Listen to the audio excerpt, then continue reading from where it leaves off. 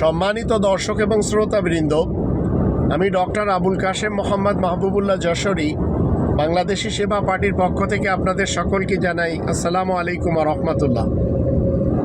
আল কোরআনে পুরুষ এসেছে 24 বার, নারীও এসেছে 24 বার। 12 মাসে 1 বছর, সেটিও কোরআনে এসেছে। আবার দিনের ব্যাপারে 365 দিন এসেছে, 365 বার এসেছে দিন শব্দটি।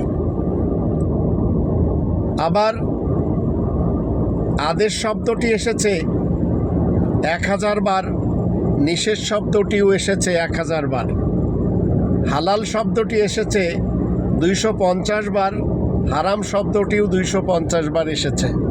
যখন কোরআন স্টাডি করবেন এগুলি সব আস্তে আস্তে জানতে পারবেন। তাই আসুন মাতৃভাষায় কোরআন স্টাডি করি।